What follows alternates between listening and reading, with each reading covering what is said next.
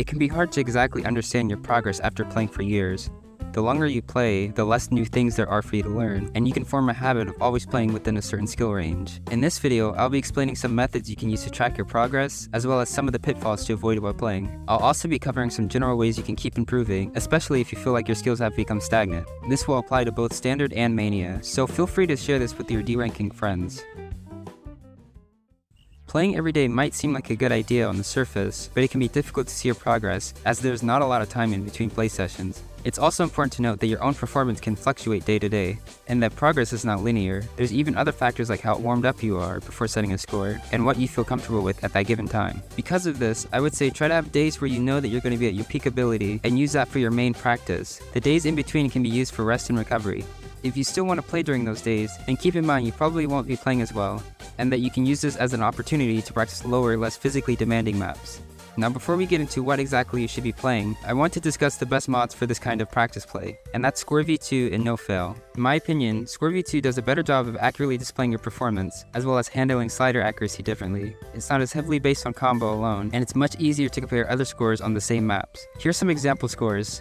Some things you can pay attention to are miscount, combo, accuracy, and score, with accuracy being the main thing that probably dictates your overall performance. No Fail is here so that you don't have to worry about HP drain with playing maps out of your comfort zone. Hard Rock is optional.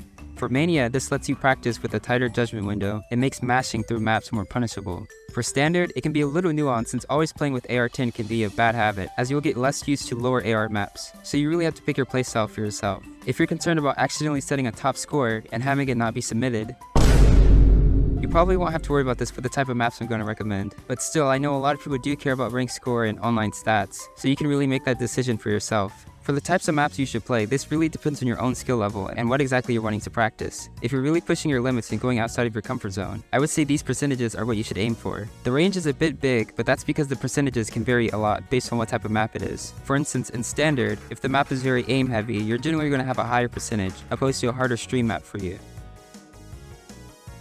Anything in this range is fine, although these probably shouldn't be played excessively. I really don't think it's worth playing for D scores in Mania. Avoid playing maps under 50% completely. If you want to practice more consistency stuff, and the types of plays that will lead to set scores, you can aim for this range. Anything more than that, and it's more of a performative thing rather than learning, so just try to make that distinction and really have dedicated sessions for when you do want to set top scores versus pushing your limits.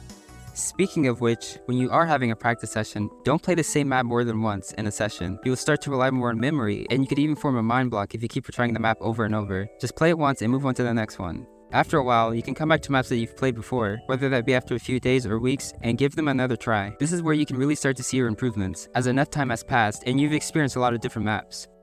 Sometimes you'll have moments like this where you set a score that was worse than what you've achieved months ago. If you aren't practicing that specific skill set consistently, it can start to fade away after a while, so it's important to not become too hard stuck on the same set of maps over and over. Multiplayer is a good way to circumvent that, as it will expose you to different types of maps that you normally wouldn't play. Lastly, it can be good to have a sort of map set or collection that you can use to really see your overall progress on a monthly or bi-weekly time frame. A good example of that would be the Dawn courses that Mania has. Even on this higher Dawn level, I can see that I've had a good amount of improvement in 10K over this 4-month period, and now would be a great time to replay this map. I've also used these 4 maps to kind of gauge my progress, as these are some 7K skills that I need to improve the most. For Standard, I know things are a little bit different, and I'm not aware of any Dawn courses existing, so just make sure you really balance practicing aim, streams, speed, and reading. Anyway, I hope this video provides a great basis and explanation as to how I think about improvement and progression. I know it's a bit more of an offline-centric style of playing, but separating yourself from all the online ranking and really focusing on yourself from time to time can be beneficial and motivating, especially when you have a good method of visualizing your progress. Leave a comment below if you have any additional thoughts or opinions about this topic.